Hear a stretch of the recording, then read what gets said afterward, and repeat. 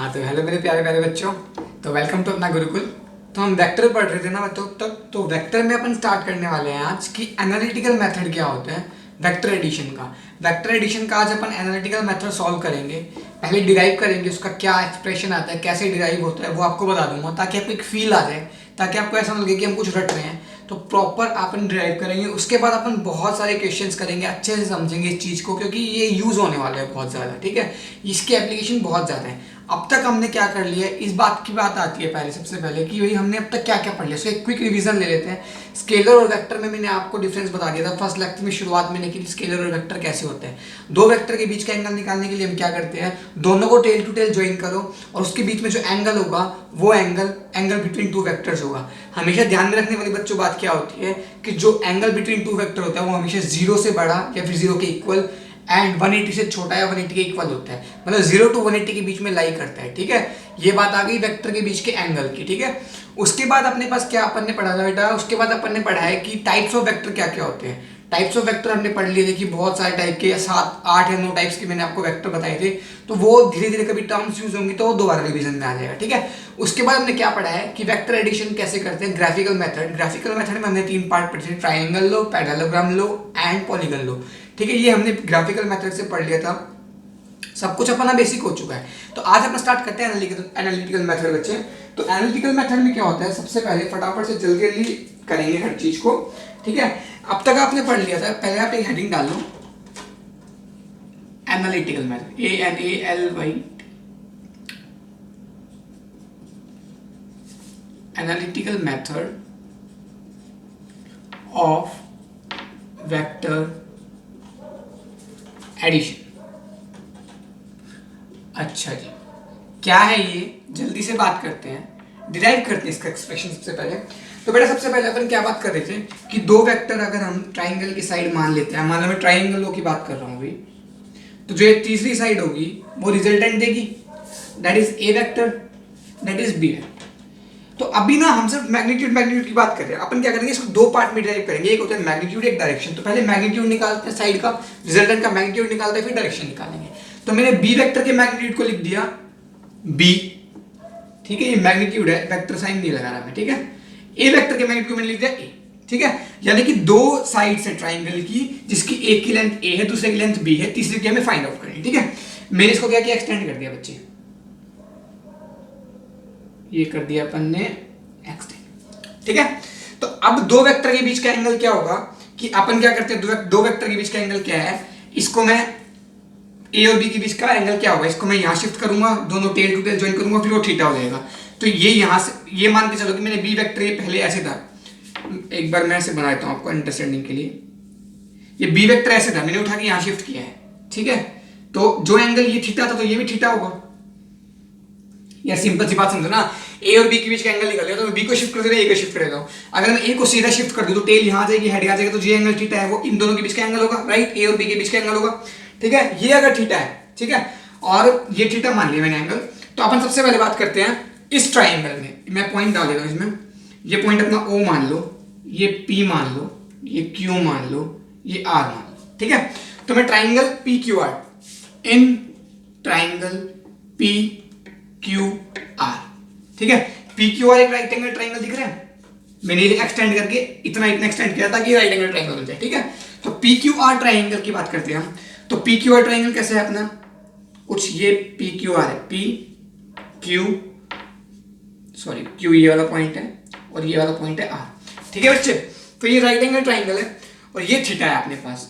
तो थीटा के सामने वाली साइड क्या होती है, परपेंडिकुलर, और ये क्या होता है, बेस, और ये हाइपोटेन्यूज हो गया। ठीक है, तो अब मैं बात करूं इसके अंदर, आपको पता है साइन थीटा की वैल्यू क्या होगी, साइन थीटा क्या होता है, sine theta is perpendicular, perpendicular क्या है, पी आर, मतलब लेंथ ऑफ, इसकी लेंथ को मैं पी आर लिख रहा हूं अभी, P R upon perpendicular upon hypotenuse. Hypotenuse क्या है, ये वाली साइड, ये वाली, इस ट्राइंगल में देख पाते हो तो ये वाली क्या साइड है, बी साइड है, ये बी, तो पी आर अपॉन बी।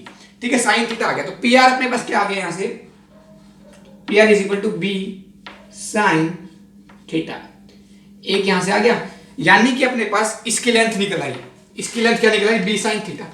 अब मैं बात कर रहा हूं फटाफट से बच्चों इस ट्रायंगल की, ओ पी आर की, ओ पी आर। ठीक है, तो ओ पी आर में क्या होगा, ओपीआर की अपन बात करते हैं फटाफट से ओपीआर की। ओपीआर छोड़ो, पीक्यूआर की बात करता हूं मैं। पीक्यूआर की बात करते हैं। ये क्या है? बेस क्या है? QR upon hypotenuse. हाइपोटेन्यूज क्या है? बी। ये किसके बराबर होगा? Cos theta. तो यहां से क्या आ गया? क्यूआर क्या आ गया? QR implies QR is equal to B cos theta. आई बात समझ में? आ गई, कुछ भी दिक्कत वाली बात नहीं है। सिंपल मैथमेटिक्स लगाइए बिल्कुल। पर ये आपको पता ही है, परपेंडिकुलर अपॉन हाइपोटेन्यूज क्या साइन थीटा और बेस अपॉन हाइपोटेन्यूज क्या होता है? Cos theta. तो मैंने सिंपल मैथमेटिक्स लगाई और यहां से क्या निकाल लिया? पीआर और क्यूआर की लेंथ निकाल ली। तो भैया अब मैं इस ट्रायंगल की बात करता हूं, इस ट्रायंगल की ओ पी आर, यहां लिख रहा हूं in triangle O P R. OPR में अपने क्या रिजल्टेंट की मैग्नीट्यूड चेंज, रिजल्टेंट क्या है? ये वाली साइड, इसको मैं सी लिख रहा हूं एक बार। तो C square is equal to, ये पूरा राइट एंगल ट्रायंगल ओपीआर में, और मैं इसको लिख देता हूं सी वेक्टर है, इसका मैग्नीट्यूड सी है, ठीक है। तो C square is equal to perpendicular square upon base square. तो परपेंडिकुलर स्क्वायर क्या है? पी आर स्क्वायर, प्लस में बेस क्या है? O R square, O R square, ठीक है। पाइथागोरस थ्योरम बिल्कुल नॉर्मल, कोई दिक्कत वाली बात नहीं है। अब बात करते हैं फटाफट से, ओ आर को क्या लिख सकता हूं मैं? O A O Q plus Q R. तो C square is equal to P R square plus O Q plus Q R, O Q plus Q R, इसका होल स्क्वायर। बात आई समझ में? अब फटाफट से सी स्क्वायर क्या करते हैं? सी स्क्वायर के अंदर पी आर की वैल्यू पुट करो। पी आर क्या था अपने पास? बी साइन थीटा, यानी कि बी साइन थीटा का स्क्वायर प्लस ओ क्यू क्या है? ए, और क्यू आर क्या है? B cos theta. तो यानी कि A plus B cos theta का स्क्वायर। बात आ गई समझ में? इन दोनों का खोलो फटाफट से। C square is equal to B square sine square theta plus में A square plus B square cos square theta plus 2ab cos theta. इसका तो सिंपल स्क्वायर कर दिया, इसमें a प्लस बी की आइडेंटिटी लगा दी, मतलब this term plus this term की आइडेंटिटी लगा दी। a प्लस बी का होल स्क्वायर क्या होता है? a square plus B square plus 2ab, ठीक है। तो यानी कि ये पहली टर्म का स्क्वायर प्लस दूसरी टर्म का स्क्वायर प्लस में 2 इंटू पहली टर्म इंटू दूसरी टर्म। आ गई बात समझ में? वही किया। अब यहां से बेटा फटाफट देखोगे, यहां से मैं अगर बी स्क्वायर को कॉमन निकाल लूं इस और इसमें से, तो बी स्क्वायर ब्रैकेट में क्या आएगा? C square is equal to B square bracket में आएगा sine square theta plus cos square theta, sine square theta plus cos square theta. बाकी कौन सी टर्म बची? Plus A square plus 2ab cos theta. बात आई समझ में? फटाफट से, ये अपना सी स्क्वायर है, सी स्क्वायर।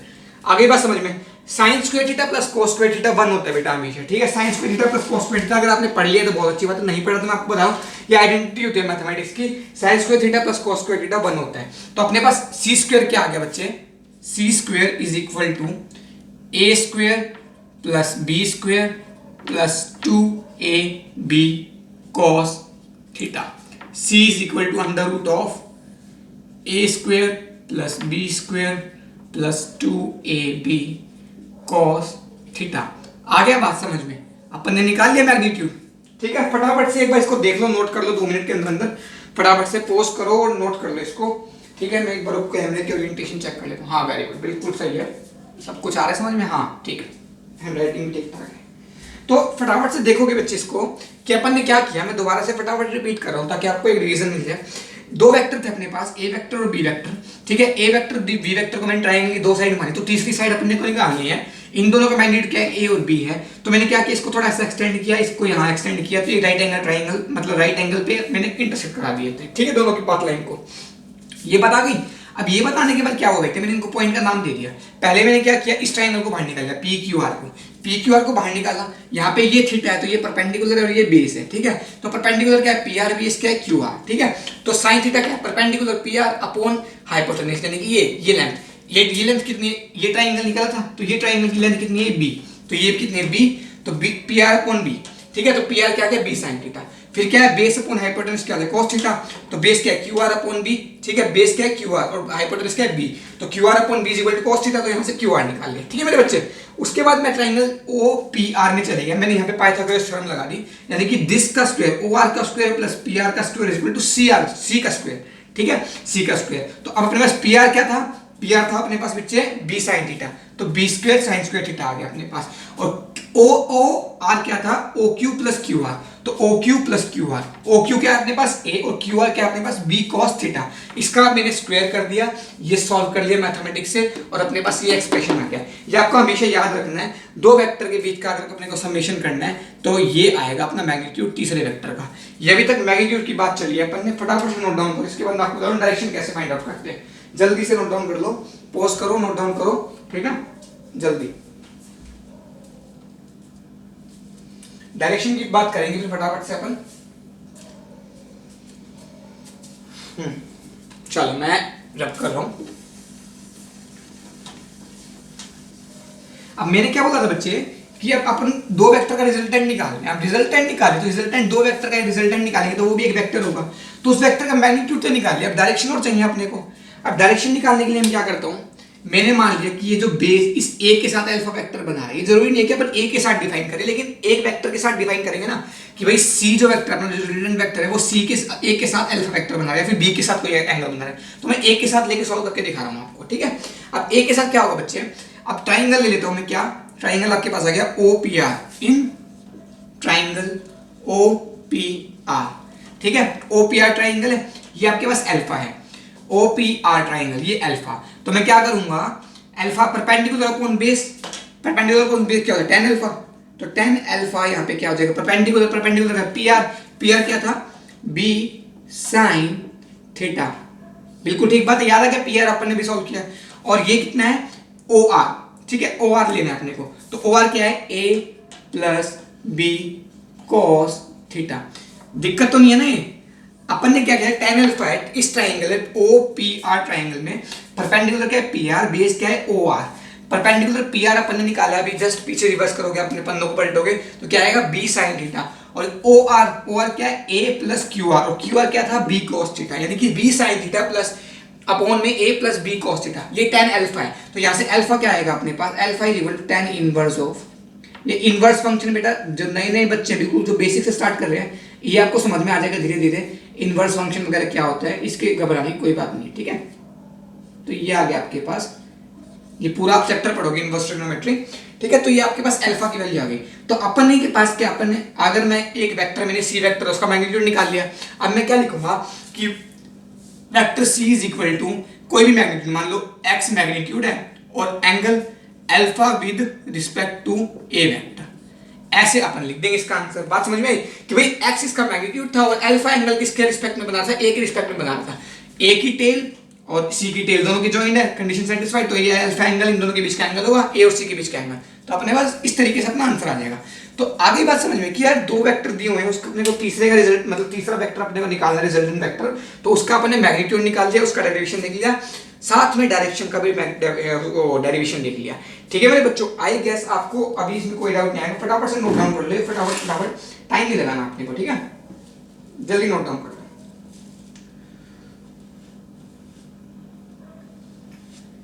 अच्छा, जो दिमाग वाले बच्चे हैं ना, जो मतलब अच्छे से मेहनती बच्चे हैं जिनसे मैं एक्सपेक्ट करता हूँ, वो क्या करना बच्चों, मेहनत मैं सबसे एक्सपेक्ट करता हूँ, देखो मैं इसलिए मैंने जिनसे एक्सपेक्ट करता हूँ मतलब सबसे एक्सपेक्ट करता हूँ मैं मेहनत, ठीक है। अभी मैंने बोला कि यार ये अल्फा एंगल एक के साथ बना रहा है, तो यार मान ली ये जो बी वेक्टर था ये कुछ ऐसे वेक्टर है, ये मैं इसको शिफ्ट कर सकता हूँ बी वेक्टर को, तो ये एंगल मान लो बीटा है, तो ये जो सी वेक्टर है वो बीटा बी के साथ बीटा एंगल बना रहा है, ये बीटा एंगल, तो ये बीटा एंगल निकालने का कोई मेथड बताना, ट्रिग्नोमेट्री लगाना, सॉल्व करके देखना, आ जाए तो ठीक है, नहीं आए तो मैं समझाऊंगा आपको, कोई इशू वाली बात नहीं है, ठीक है। ये कमेंट में डाल देना अगर आपको समझ में ना आए, हालांकि एक भी बहुत जरूर, मतलब एक हो जाए तो भी बहुत है, क्योंकि अगर एक हो जाएगा तो थीटा आपको पता ही है, ठीक है, ये थीटा है पूरा का पूरा, और अल्फा आपको पता लग गया, ठीक है, तो थीटा माइनस अल्फा बीटा आ जाएगा, ऐसे भी निकाल सकते हैं, लेकिन आपको ट्रिग्नोमेट्री निकाल के जो अपन ने ये फॉर्मूला बनाया ना, इस टाइप का एक फॉर्मूला और बनता है बीटा के लिए, वो बना के दिखाना, वो निकाल के देखना, आपकी मैथमेटिक्स स्ट्रॉन्ग होगी, आपकी फिजिक्स स्ट्रॉन्ग होगी इस चीज से, तो खुद से हाथ पैर मारने बच्चे, ठीक है। अगर नहीं आया तो कमेंट सेक्शन में आप डाल देना, मैं आपको सारा दोबारा डायरेक्शन करा दूंगा, ठीक है मेरे बच्चे। एक दो क्वेश्चन देख लेते हैं, उसके बाद अपन बात करते हैं। चलो यार, एक पहले क्वेश्चन से पहले एक कॉन्सेप्ट बता दो, या क्वेश्चन के थ्रू देख लो, कैसे भी देख लो, कोई दिक्कत नहीं। अभी बात करते हैं। ये जब भी अगर बाई चांस में जल्दी रब कर दो तो आप पॉज करके, आपके पास ऑप्शन है सब कुछ, पॉज करो, स्पीड ज्यादा लगे स्पीड कम कर लो, पॉज कर लो, पॉज करके नोट डाउन कर लो, ठीक है। तो अब बेटा बात आती है यार, एक बार सी की तरफ नजर डालते हैं। सी क्या है? Under root of A square plus B square plus 2ab cos theta. अब देखो, मैंने बोला यार, मेरा एक ए वेक्टर है, एक बी वेक्टर है, उनके बीच का थीटा फिक्स नहीं है, मैं उनके बीच का थीटा वैरी कर सकता हूँ, लेकिन ए वेक्टर और बी वेक्टर मैंने फिक्स कर दिया का मतलब होता है कि भाई मैंने, मतलब मैं कह रहा हूँ कि इनका मैग्नीट्यूड फिक्स है, ए और बी का। अगर ए और बी का मैग्नीट्यूड फिक्स है, मैंने बोला कि यार मैं 2 मीटर चला फिर 3 मीटर चला, ठीक है, तो मैं टोटल कितने मीटर चला, ठीक है, टोटल कितने मीटर चला, मेरी डिस्प्लेसमेंट क्या है। हाँ, ये अच्छा क्वेश्चन बन जाएगा। मैंने बोला, अच्छे क्वेश्चन के लिए अपन कहते हैं 3 और 4 लेते हैं, ठीक है। मैंने बोला कि यार मैं 3 मीटर चला और फिर मैं 4 मीटर चला, तो मैं टोटल, मेरी डिस्प्लेसमेंट क्या है। अब डिस्प्लेसमेंट बेटा एक वेक्टर क्वांटिटी होती है। अब ऐसा मत बोल देना कि 3 + 4 7 हो गया तो भैया 7 मीटर चले, नहीं, ठीक है। 7 मीटर डिस्टेंस बोलोगे ठीक है, लेकिन 60 मीटर अगर मैं कह रहा हूं कि भैया मेरी डिस्प्लेसमेंट बताओ, तो डिस्प्लेसमेंट क्या होगी उसकी बात करते हैं। तो चलो सबसे पहले बात करते हैं, मैं 2 मीटर ऐसे चला, 3 मीटर ऐसे चला, 2 नहीं 3 और 4 की बात करते हैं, 3 मीटर ऐसे चला, 4 मीटर ऐसे चला, तो मेरी जो डिस्प्लेसमेंट क्या बोलते हैं, इनिशियल पोजीशन को फाइनल पोजीशन से जोड़ दो, वो उसकी जो स्ट्रेट लाइन आएगी वो डिस्प्लेसमेंट होती है। तो डिस्प्लेसमेंट आ गई है, तो क्या ये 7 होगी? नहीं होगी, दिख रही है साफ साफ। अब मैंने बोला मैं 3 मीटर चला यहाँ पे, फिर दोबारा 4 मीटर चला, तो 3 4, इनिशियल पोजीशन ये थी, फाइनल पोजीशन ये है, तो ये कितना है 7 मीटर। अरे वाह, 7 आ गया, 7 आ गया। तो भैया 7 हमेशा फिक्स नहीं है ना, वेक्टर क्वांटिटी का जो समेशन है वो फिक्स नहीं है, ठीक है। तो अब मैंने क्या किया यार, अब मेरे को निकालना है। अब मैंने क्या कर दिया, यहाँ पे 3 और 4 क्या है, 2 वेक्टर है, तो मैंने उनका मैग्नीट्यूड तो फिक्स कर दिया, लेकिन मैंने उनका एंगल फिक्स नहीं किया। मैं कैसे भी जा सकता हूँ, ठीक है, तो एंगल फिक्स नहीं किया। तो अगर मैं उसकी बात करूँ कि यार उसकी वैल्यू कहाँ कहाँ किस किस के बीच में वैरी करेगी, अगर मैग्नीट्यूड फिक्स कर दिया लेकिन एंगल फिक्स नहीं किया, तो उसकी वैल्यू, जो रिजल्टेंट की वैल्यू है, वो किसके ऊपर वैरी करेगी, थीटा के ऊपर। तो अब थीटा को हिला जुला के अपन देखते हैं कि भैया इस सी की वैल्यू कितनी हो सकती है, मैक्सिमम और मिनिमम, ठीक है। अपन रेंज फाइंड आउट करते हैं। बेसिकली रेंज होता है कि एक किसके बीच में लाई करता हूं। मैं बोलता हूं कि मेरा वजन यार 60 नहीं, मेरा वजन 40 से ऊपर है, 80 से नीचे है, मैंने ऐसा बोल दिया, तो मैंने रेंज दे दी कि यार 40 तो से तो ऊपर ऊपर है और 80 से कम कम है, आप गैस कर लो कितना भी है, ठीक है। तो अपन बात करते हैं कि क्या बोलते हैं, चलो अब फटाफट से बात करते हैं इस फॉर्मूले की। सी का मैग्नीट्यूड क्या था, A square plus B square plus 2ab cos theta. A square fix है अपना, मैग्नीट्यूड फिक्स था, बी स्क्वायर बी का मैग्नीट्यूड फिक्स था, 2ab फिक्स हो गया, cos थीटा। cos थीटा की मैक्सिमम वैल्यू होती है 1, ठीक है, 1 तो सबको पता है। अब मैं बोलूंगा ना कि यार जो बच्चे नए नए 11th में है ना, मैं उनसे पूछूंगा कि यार cos थीटा की मिनिमम वैल्यू कितनी होती है, वो कहेंगे 0, ठीक है, हालांकि नहीं होती, ठीक है। तो जो cos थीटा की मिनिमम वैल्यू होती है वो होती है बेटा -1। अभी तक आप जो पढ़ते हो ना 10th तक, वो जनरली आपकी गलती नहीं है, आपको इतना ही पढ़ाया जाता है, वो इतना ही सफिशिएंट होता है। एक सीबीएसई लेवल, मतलब स्टेट बोर्ड या बोर्ड्स की तैयारी करते हैं बच्चे 10th तक, तो उनके लिए इतना ही होता है। जनरली 0 to 1 अपन वैरी करते हुए देखते हैं, लेकिन जो cos थीटा की मिनिमम वैल्यू होती है वो -1 होती है। -1 होती है तो बात करते हैं। चलो मैं पहले रखता हूँ सी maximum.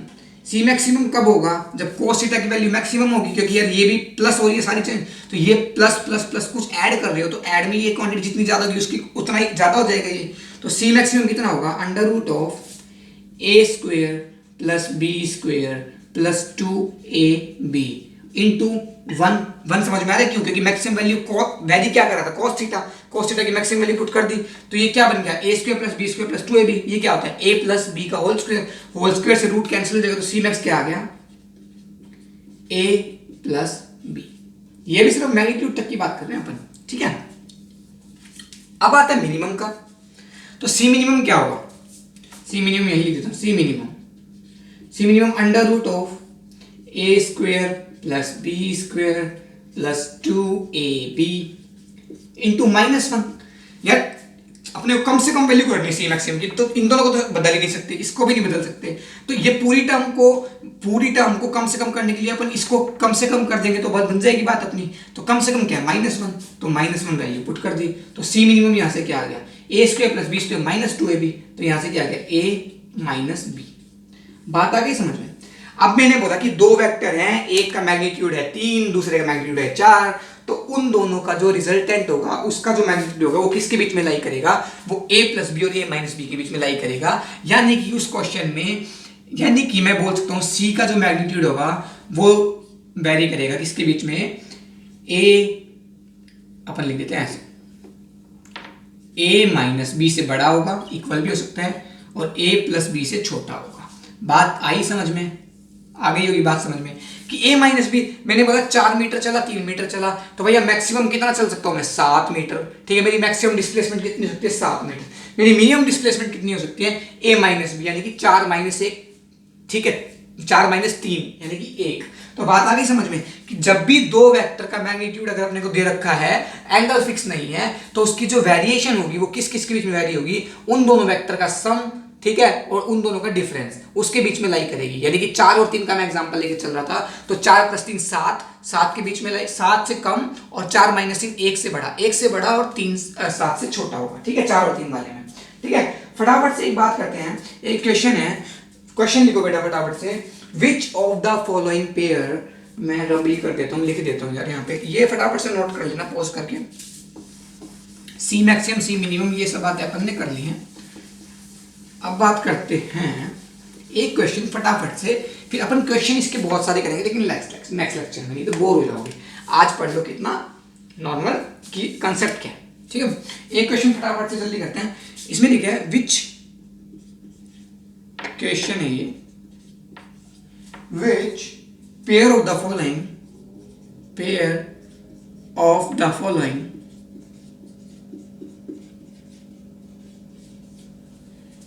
will never give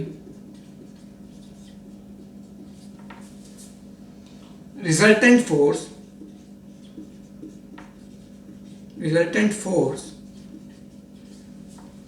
of 2 Newton.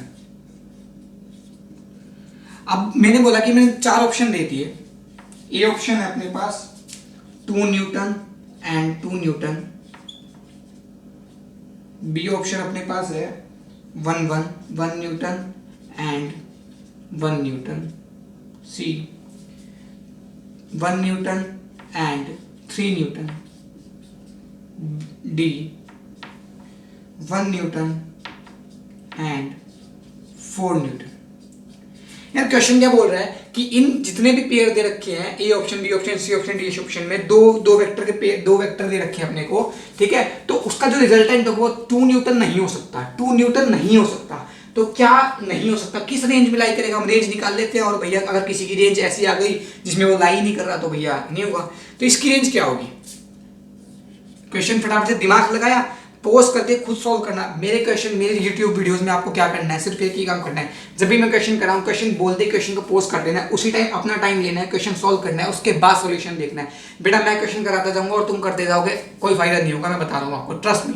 ठीक है, मेहनत आपको मेरे से ज्यादा करनी पड़ेगी, मैं बहुत ज्यादा मेहनत कर रहा हूँ आपके लिए, बहुत ज़्यादा बेसिक से पढ़ा रहा हूँ, हर चीज़ मतलब सारा दिमाग लगा कि कितना लेक्चर होना चाहिए, ज़्यादा बड़ा ना हो जाए, ज़्यादा छोटा ना हो जाए, एक proper appropriate amount of time लेके मैं आपको चीज़ें समझा रहा हूँ। तो मैं आपसे एक्सपेक्ट करता हूँ कि आप क्वेश्चन ज़्यादा से ज़्यादा करें और ईमानदारी से करें। तो अब ये क्वेश्चन है, इसको पोस्ट करो, दिमाग लगाओ, अप्रोच भी मत सुनो मेरी, अपनी अप्रोच लगाओ, उसके बाद सॉल्व करो, उसके बाद आंसर फाइंड आउट करो, उसके बाद जब मैं सॉल्यूशन दिखाऊंगा आपको अप्रोच भी बताऊंगा, तो देखना आपकी अप्रोच सही थी या गलत थी।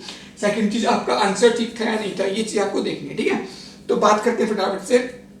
2 न्यूटन है। अगर 2 वेक्टर है, उनका एक वेक्टर का 2 न्यूटन, दूसरे वेक्टर का 2 न्यूटन, दोनों का मैग्नीट्यूड फिक्स कर दिया। अब वो किस रेंज में लाई करेंगे, तो 2 - 2 0 से बड़ा होगा जो रिजल्टेंट होगा, और 4 से छोटा होगा। तो 2 इसके बीच में लाई कर रहा है, हाँ कर रहा है यार, तो यानी कि ये दोनों का तो कोई ना कोई ऐसा मूवमेंट आएगा जब 2 और 2 का रिजल्टेंट होगा 2 ही हो, ये आ सकते हैं, क्योंकि जो रेंज है, जो रिजल्टेंट है, वो इन दोनों के बीच में लाई कर रहा है, 0 और 4 के बीच में। इसमें क्या होगा, 1 - 1 0 और r इज लेस देन 2।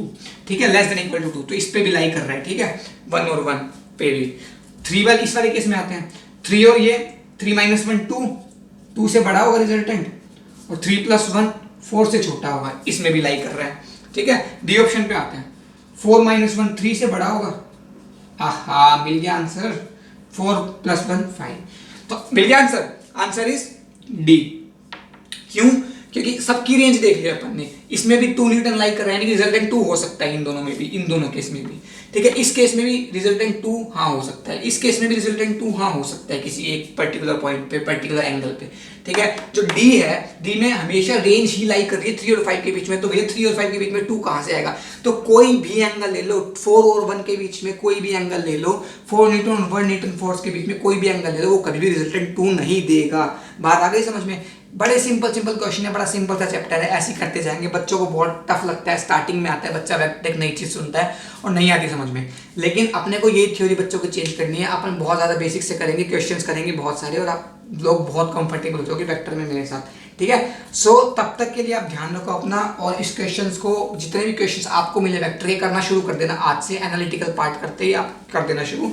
उसके बाद नेक्स्ट लेक्चर में हम एक लेक्चर सिर्फ क्वेश्चंस का रखेंगे, ताकि आपको क्वेश्चंस के अच्छे क्वेश्चन की प्रैक्टिस करा दूं मैं, फिर उसके बाद अपन आगे मूव करेंगे। ठीक है, तब तक के लिए फिर bye bye, take care, keep study.